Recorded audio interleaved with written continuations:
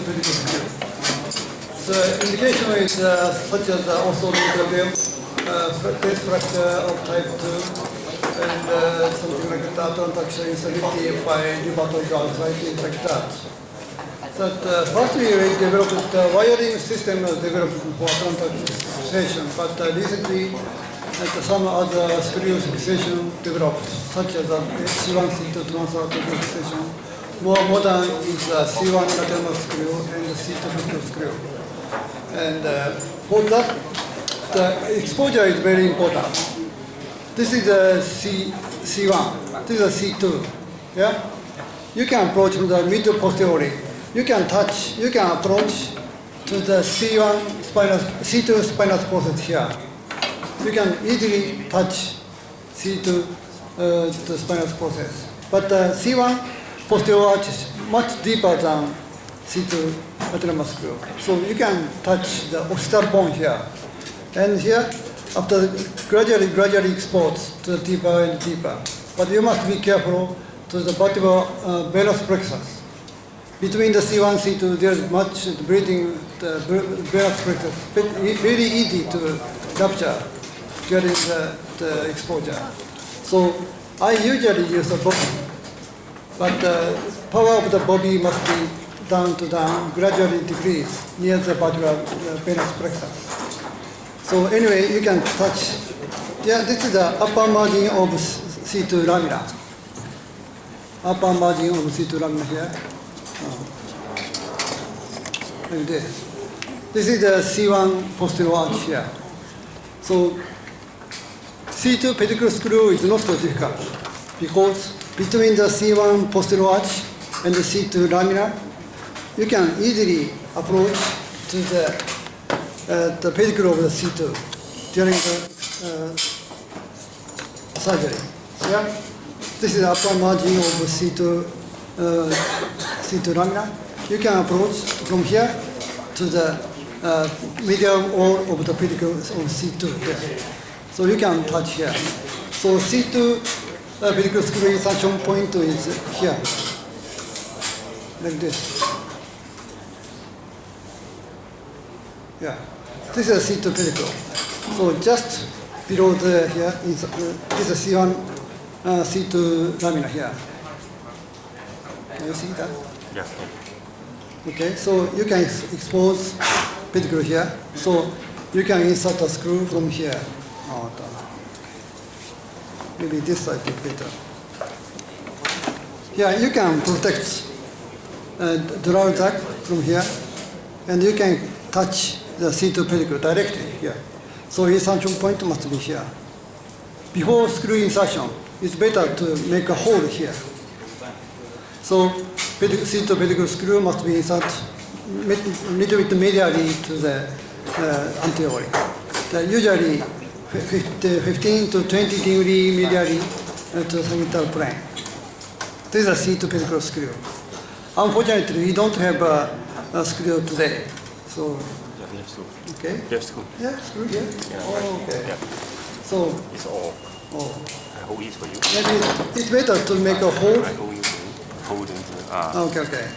So it's better to make a hole using a high-speed bar. I usually use a high-speed diamond bar of 3-4 millimeter. Make a hole here, and after that you can tap. Okay. Make a hole. Okay. This is the drill, but I recommend you to use a pedicle probe for cervical spine. And angle is 15 to 20 degree to the sagittal plane, medially. Yeah. Insert it here? Maybe. And always we can confirm the wall, pedicle wall, using that sander. This and confirm here, and insert the screw. The screw. So I recommend you to confirm the direction, cranially caudal direction using the C-arm, lateral C-arm projection.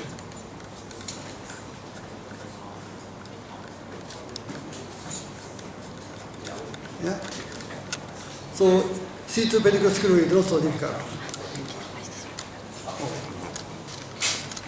And next, I'd like to move to C1 lateral mass screw.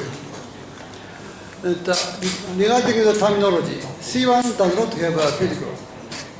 Okay? The C1 does not have the pedicle. So this screw must be called lateral mass screw, not pedicle screw. So also you can confirm the position of the bridging point, insertion point. Here, this is the C1 posterior arch. Yeah? Also you can touch the inferior portion of the bridging point. Bridging point means the connection between the C1 posterior arch and the C2 lateral mass. You can export here. But you have to be careful. It's very easy to bleeding, the venous plexus.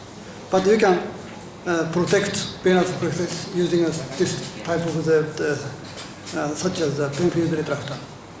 Also, in the cranial portion, you can protect the vertebral artery here, yeah, using the pin-fused retractor like this. So, regarding the medially, laterally, usually we can see this is medial wall of the bridging point here. So we can see where is the insertion point. So in this case, the insertion point must be here. So before screw or tab, this is very easy to dislodge, cranially or caudally, very easy. So I strongly recommend you to make a hole using high-speed bar here. This time we don't have high-speed bar, but so sometimes the C1 posterior arch is very small. In those cases, through the posterior arch is impossible. In those cases, it's better to insert a screw below the posterior arch directly here. But 80–90% of the human patient, in the human patient, we can possible to insert the C1 posterior arch. And the direction is almost straight to the anterior. So make a hole. Maybe this time it's very small, too small.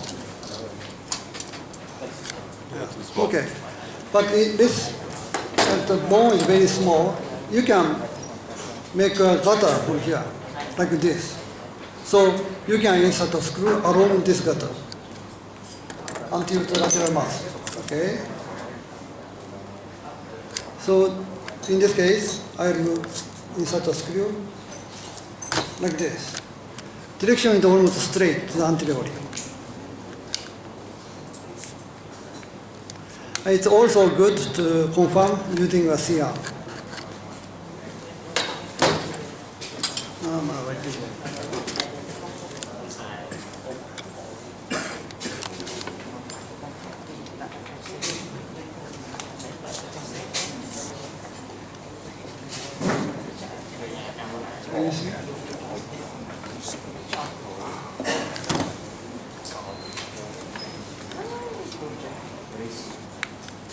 And put a screw here. We have a small screw. That's okay. This is a screw for anterior. Too short to insert a screw. Usually 24mm length is required for C1 posterior arch. That's C1 lateral mass screw. So this time it's only 14mm, so it's impossible to insert. Just explanation for that. So you must be careful. Very easy for bleeding from the venous plexus. And in those cases, retract the venous plexus gently to the cauda and make a hole, insertion hole to the below the bridging portion. Also, you can protect vertebral artery cranially using this one. So one side can be protected to cranially, one side can protect venous plexus caudally. Between these two protectors, you can use make a hole here. Okay, any questions? I think I will proceed with lateral mass and finish it. So C1, the lateral mass of C, okay. Here you can see this is lateral mass. So usually you can see the medial, the margin of the facet joint here, lateral mass here. This is lateral margin. You can divide this portion like this, 4 parts. So lateral muscular insertion is a caudally medially portion here. This is usually insertion point. This is a facet joint of this is C3, C4. Just cranially of the facet joint. This must be insertion point. So also make a hole here using a high-speed bar. This time we don't have high-speed bar. Like this. And the lateral screw must be inserted to the little bit laterally, not straight, little bit laterally, and to the parallel to the facet joint. So you can confirm it using the height, if you like, using a CR. This is not so difficult.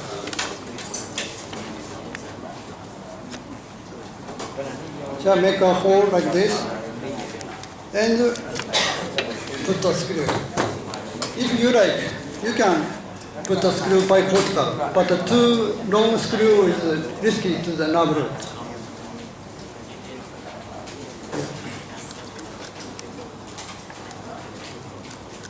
Like this. Can you see? Yeah, you can see. Not straight, little bit laterally.